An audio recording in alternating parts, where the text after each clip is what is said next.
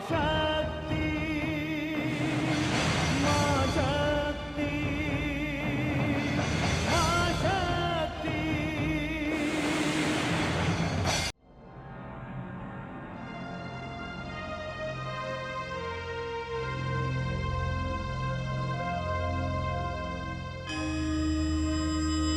नारायण नारायण।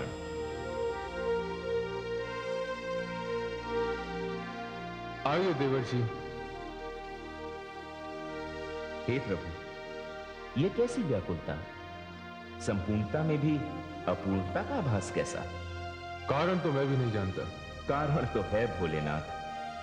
आपके नेत्र युगल किसी को ढूंढते दिखाई दिख रहे हैं। आपने सत्य का देवर्षि। प्रभु, सृष्टि में हर प्राणी की खोज आप पर आकर समाप्त हो जाती है, फिर आपको किसकी खोज है भोलेनाथ? संभवतः मैं स्वयं को खोज रहा हूं देवर्षि। मेरी दशा ठीक वैसी है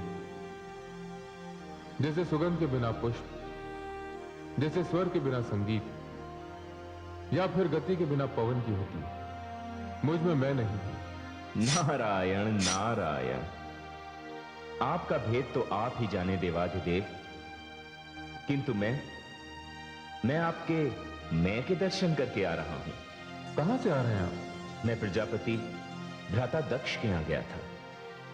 उनके दर्शन तो मुझे भी हुए थे, किंतु मुझे लगता है वो मुझसे रुष्ट हैं। उनके रुष्ट होने का कारण मैं जानता हूं महादेव। भ्राता दक्ष ऊपरी चमक दमक को बहुत अधिक महत्व देते हैं।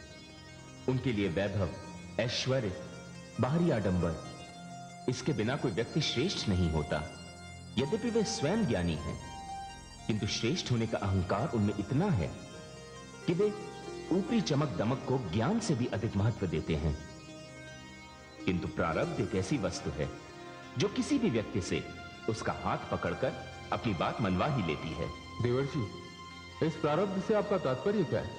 मेरा तात्पर्य तो आप भली भांति जानते हैं भोलेनाथ, किंतु यदि आप मुझसे स्पष्ट रूप से सुनना चाहते हैं तो इस प्रारब्ध से मेरा तात्पर्य भ्राता दक्ष की पुत्री गौरी है। हां देवर्षि, देवी गौरी का स्वभाव अपने पिता के स्वभाव से बिल्कुल विपरीत है। जब प्रजापति दक्ष मुझ पर व्यंगों के पुष्पों की वर्षा कर रहे थे, तब गौरी देवी के मुखमंडल पर मैंने पीड़ा के न जाने कितने भाव देखे। वे कदाचित अपने पिता के प्रति स्नेह और आदर की भावना के कारण चुप रहे। देवर्षि, गौरी का काशी सभा से जाते जाते मुझसे क्षमा याचना करना मेरे हृदय को छू गया। उनकी शालीनता का प्रभाव अभी तक मुझ पर बना हुआ है। नारायण नारायण। हे महादेव, अब ये भी बता दीजिए, ये शालीनता का प्रभाव कब तक बना रहेगा?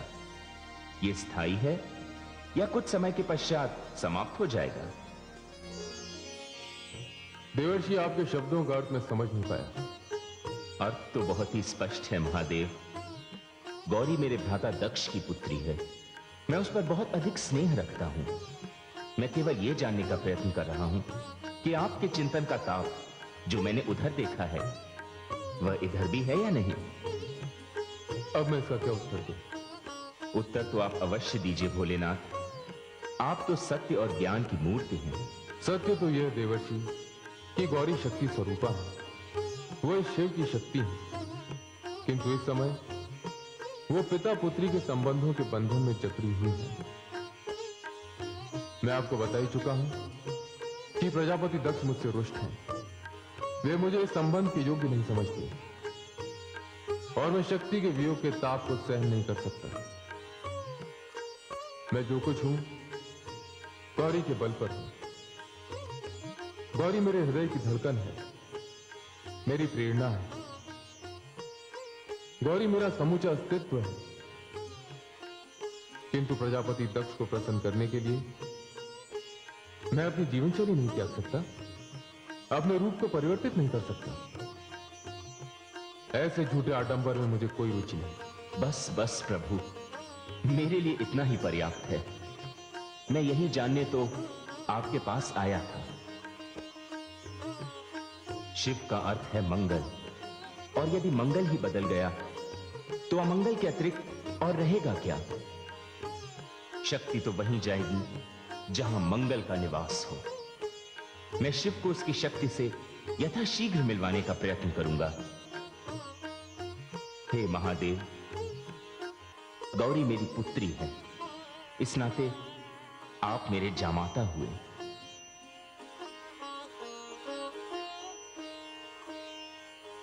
नारायण नारायण।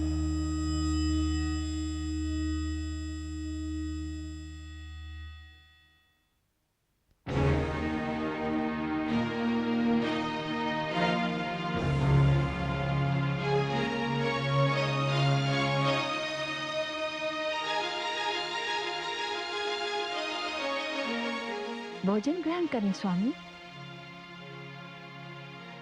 गौरी कहाँ है? आज तक उसके बिना मैंने कभी भोजन किया है? सच पूछे देवी तो उसे देखकर ही मेरी आत्मा तृप्त हो जाती है। भोजन तो मैं केवल जीने के लिए करता हूं। उसे बुलाइए देवी। गौरी को बुलाना व्यर्थ है। अर्थात वो भोजन नहीं करेगी। भोजन नहीं करेगी? कारण? स्वामी, उसने व्रत ले लिया है। व्रत? कैसा व्रत? प्रजापति दक्ष की पुत्री को व्रत करने की क्या आवश्यकता है? सृष्टि में ऐसी कौन सी वस्तु है जो मैं उसे नहीं दे सकता? वो कौन सी वस्तु है जिसके कारण मेरी पुत्री अपने शरीर और अपनी आत्मा को कष्ट दे रही है? अवश्य होगी ऐसी कोई वस्तु जिसके लिए वो व्रत कर रही है। देवी, आप हमारा अपमान कर रही हैं। मैं अभी जाकर पता लगाता हूं। किंतु भोजन स्वामी। देवी, भोजन तो मैं तभी करूंगा जब मैं अपनी पुत्री की इच्छा की पूर्ति कर लूंगा। क्या चाहिए उसे? मणि, मुक्ता, आभूषण या उसकी सेवा के लिए स्वर्ग की अप्सराएं? वो चाहे तो मैं उसे कल्पवृक्ष दे दूं, द्वार पर ऐरावत हाथी खड़ा कर दूं, स्वर्ग की सारी संपदा उस पर निछावर कर दूं। देवी, मैं भी तो देखूं, संसार में ऐसी कौन सी वस्तु है जो मैं अपनी पुत्री को नहीं दे सकता? स्वामी, स्वामी, अच्छा होता कि आप जानते कि आपकी पुत्री का स्वर्ग कैलाशपति के चरणों में है।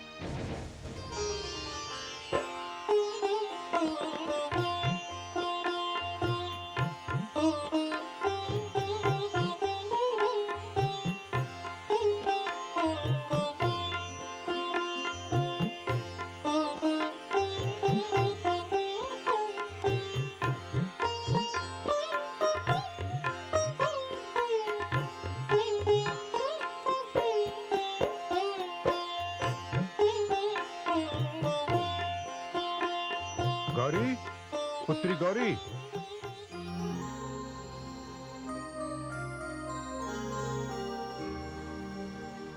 पिताश्री, आप? हाँ पुत्री, मैं तुमसे बहुत रुष्ट हूं। क्यों पिताश्री? ये बताओ, संसार की वो कौन सी वस्तु है जिसकी इच्छा मेरी पुत्री करे और वो वस्तु उसे प्राप्त ना हो?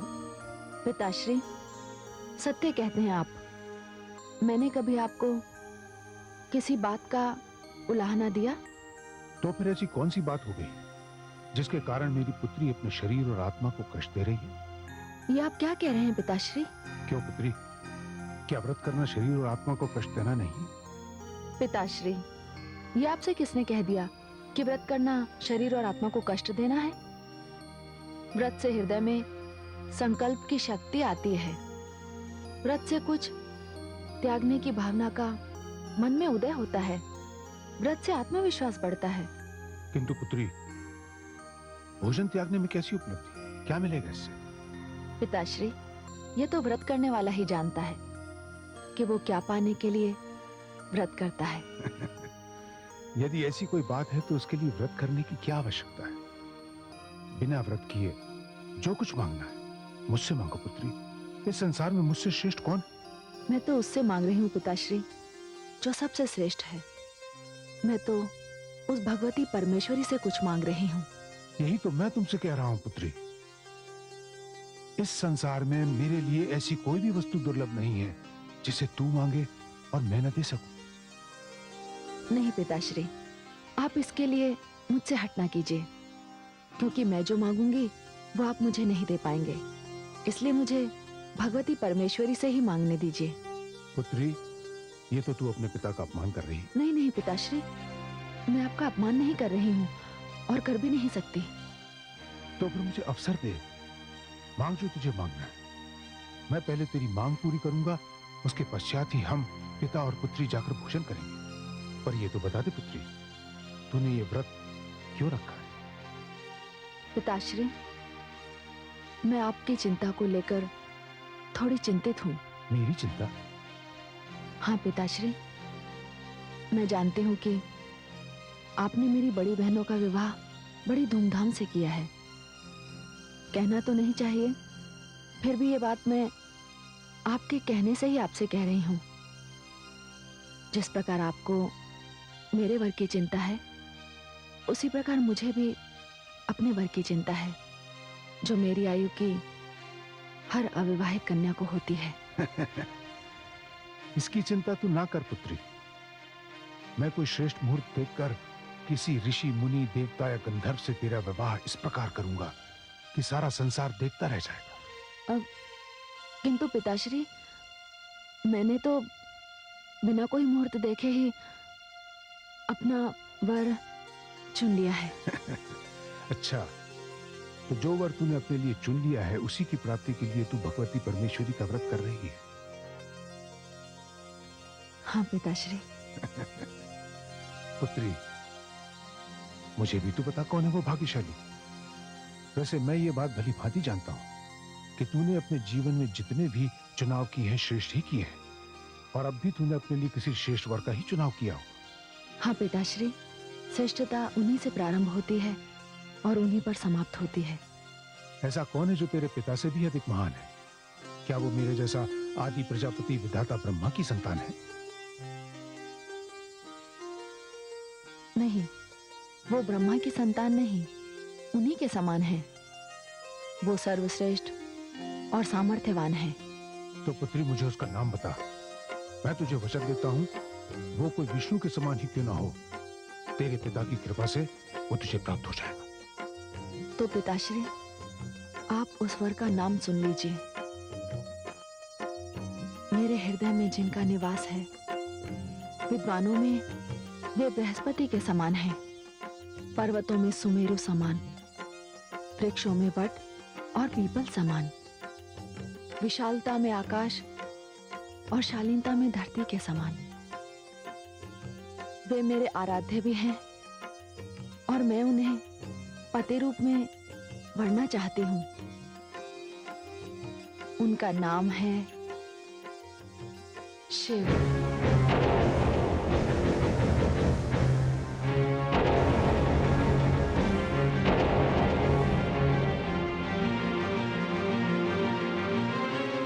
शिव, शिव। पुत्री, यदि तू मेरे धैर्य की परीक्षा लेना चाहती है, यदि तू ये जानना चाहती है कि मेरी सहन शक्ति की सीमा क्या है, यदि तू ये देखना चाहती है कि मैं अपने हृदय को कितना पाषाण कर सकता हूं, तो ये सब संभव है। किंतु जिस नाम का उच्चारण तूने अपने मुख से किया, कहते पुत्री कि यह परिहास है, यह सत्य नहीं है। पिताश्री, क्या कोई कन्या अपने जीवन के साथ परिहास कर सकती है? अपने सपनों के साथ, अपने भविष्य के साथ परिहास कर सकती है? पिताश्री, जो सत्य था वो मैंने कह दिया। शिव ही मेरे आराध्य देव हैं, वही मेरे सर्वस्व हैं। चुप रह पुत्री। यदि खोलता हुआ तेल तूने मेरे कानों में डाल दिया होता, यदि मरुभूमि की दोपहर की तपती हुई रेत में मुझे कंठ तक दबा दिया होता, यदि मेरे रोम रोम में एक एक ज्वालामुखी दहका दिया होता, तब भी मुझे इतनी पीड़ा ना होती जितनी पीड़ा तू मुझे इस समय दे रही है। क्यों पिताश्री? अब से कुछ ही देर पहले तो आपने अपने सामर्थ्यवान होने की बात की थी, किंतु पुत्री, तू अभी तक इतनी बड़ी नहीं हुई है कि अपने लिए उचित और अनुचित को समझ सके। मैंने अभी तुझे अपने लिए निर्णय लेने का अधिकार नहीं दिया है। किंतु पिताश्री, इस विषय में निर्णय तो मैं स्वयं लूंगी। नहीं पुत्री, ये विषय एक ऐसा विषय है जिसमें मुझे तुझे किसी व्यक्ति के हाथ में सौंपना है, और यदि किसी व्यक्ति के हाथ में मुझे अपनी पुत्री के भविष्य की बागडोर देनी है तो उसका अधिकार केवल मुझे है। नहीं पिताश्री, ये आपकी भूल है। मुझे जिसकी जीवन संगिनी बनना है उसे चुनने का अधिकार केवल मुझे ही होना चाहिए, और ये अधिकार किसी भी कन्या से नहीं छीना जा सकता। तो सुन पुत्री, आकाश टूटकर धरती पर आ जाए, धरती सागर में विलीन हो जाए, सारी सृष्टि प्रलय का ग्रास बन जाए, ये सारी असंभव बातें संभव हो सकती हैं, किंतु तूने जो बात कही है वो संभव नहीं हो सकती। घृणा की यदि कोई अंतिम सीमा है तो उससे भी अधिक घृणा मैं जिस व्यक्ति से करता हूं उसी को तूने अपना वर चुन लिया। तूने मेरी मान मर्यादा, मेरी श्रेष्ठता, मेरा पद, मेरा गौरव, मेरा वंश, तूने इन सबकी केवल इसलिए उपेक्षा की क्योंकि मैं तुझे अपने प्राणों से भी अधिक प्रिय मानता हूं। नहीं पुत्री, लौह का मोम बनना संभव है, शूल का पुष्प बनना संभव है, विष का अमृत बनना भी संभव है, किंतु ये असंभव है। जितना शीघ्र हो सके अपना मन बदल दे, अपने विचार बदल दे, इससे पहले कि कोई अनर्थ हो जाए। मैं जा रहा हूं। पिताश्री, तो जाते जाते आप मेरी बात भी सुनते जाइए। मैं आपकी पुत्री हूं, कन्या हूं, नारी हूं। विधाता ने अपने अश्रों से नारी का निर्माण किया है, किंतु पिताश्री, उन अश्रुओं में जल की निर्मलता और शीतलता के साथ जो खारापन होता है वही नारी की शक्ति है। हट की बात आपने की है पिताश्री, तो आप ये भी सुन लीजिए कि इस संसार में भगवती परमेश्वरी ने मेरे लिए एक ही वर की रचना की है, और मेरे वर हैं केवल शिव। शिव है पिताश्री, शिव है।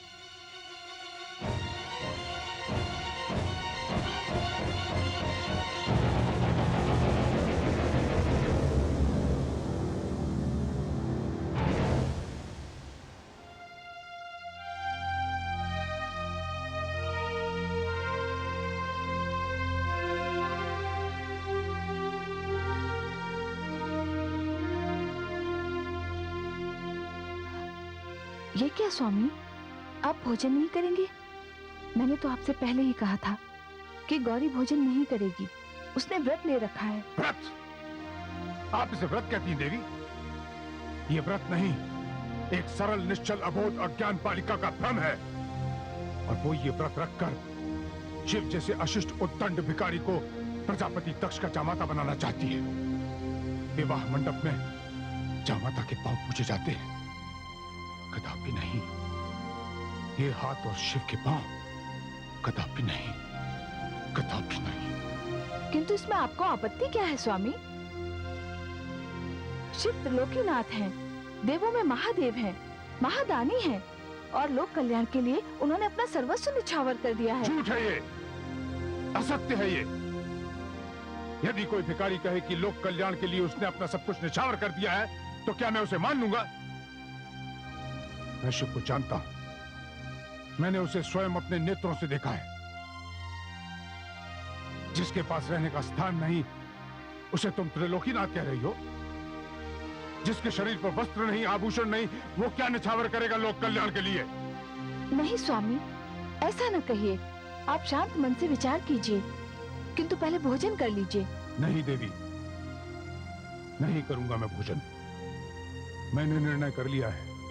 अब मैं भोजन तभी करूंगा जब गौरी के लिए अपनी प्रतिष्ठा के अनुकूल वर ढूंढूंगा। आप मेरी यात्रा की व्यवस्था कीजिए।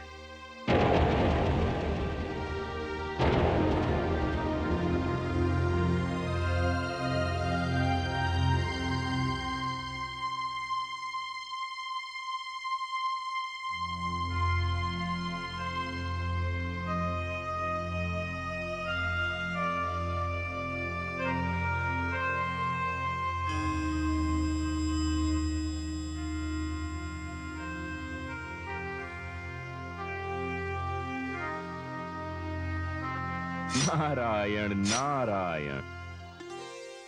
तायाश्री आप, प्रणाम। आयुष्मते भवा। ये क्या पुत्री, पूर्णिमा के चंद्र के समान खिला हुआ मुख मलिन क्यों? इसके कारण है पिताश्री, उनके क्रोध और अहंकार का राहु मुझे कष्ट दे रहा है तायाश्री। नहीं नहीं पुत्री, अब तू प्रसन्न हो जा। मैं कैलाश से आ रहा हूं। क्या? हाँ पुत्री, मैंने भगवान शिव से इस विषय पर बहुत सी बातें की और हर्ष तो इस बात का है कि जो दशा तुम्हारी है वही भगवान शिव की भी। तायाश्री, स्थितियों की समानता से समस्याएं तो नहीं सुलझ जाती। उनके मन की दशा तो मुझे मलयवायु बता गई। तो क्या आप पिताश्री के मन को नहीं जानते? वो एक बार जो मन में ठान लेते हैं फिर उनका निर्णय नहीं बदलता। पुत्री, तो क्या तुम भ्राता दक्ष के निर्णय के सामने अपना निर्णय बदल दोगी? कदापि नहीं तायाश्री। चकोर चंद्रमा को निहारना भले ही छोड़ दे, सरिता अपने प्रियतम सागर से भले ही मुंह मोड़ ले, अटल ध्रुव का आसन भले ही डोल जाए, किंतु तायाश्री, आपकी पुत्री की शिव के चरणों में जो अचल निष्ठा है उसे कोई नहीं डिगा सकता। तायाश्री, तायाश्री, मैं तो तन मन से उनकी हो गई हूं। बस पुत्री, तू अपने इस निश्चय पर दृढ़ रह। जानती है पुत्री, मैं भगवान शिव को अपना जामाता मानकर आ रहा हूं।